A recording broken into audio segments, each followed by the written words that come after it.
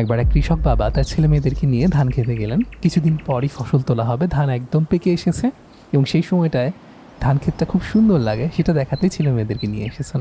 তার ছেলে হুট করে একটা জিনিস নোটিস করে তাকে একটা প্রশ্ন করলো। সে বলল, বাবা, কিছু ধানের শীষ এভাবে একদম সোজা হয়ে দাঁড়িয়ে আছে আর কিছু ধানের শীষ একদম নুয়ে আছে, কারণ কি? এই দুটোর মধ্যে পার্থক্য কি? তখন সেই কৃষক বাবা হাসলেন এবং তার ছেলে এবং মেয়ে দুজনকেই বললেন, দেখো, তুমি দুটোই ধরে দেখো, একদম সোজা হয়ে দাঁড়িয়ে থাকা যে ধানের শীষগুলো, সেগুলোর ভেতরে ধানের পরিমাণ খুব কম, আর যেই ধান গাছগুলোতে সবচেয়ে বেশি ফসল হয়েছে সেগুলোর শীষগুলোই একদম নুয়ে আছে, কারণ ফসলের ভার তারা বহন করে সোজা হয়ে দাঁড়িয়ে থাকা সম্ভব না। তিনি বললেন, আমাদের সমাজেও আমরা একই ব্যাপারটা দেখি, জানো, আমরা যখন কোনো বিনয়ী মানুষ দেখি, খেয়াল করলে দেখবে তার মধ্যে জ্ঞান আছে, প্রজ্ঞা আছে, সে পৃথিবীকে জানে, বোঝে, সে কারণেই সেভাবে নুয়ে থাকে, বিনয়ের সাথে থাকে। আর যাদেরকে দেখবা খুব বেশি অহংকার করে, খুব বেশি বুক ফুলিয়ে চলে এবং দেখিয়ে বেড়ায় তার কি আছে না আছে, তাদের ভেতরটা আসলে ফাঁকা, কোনো জ্ঞান নেই, প্রজ্ঞা নেই, এই জন্য তাদের মধ্যে বিনয়ের এত অভাব।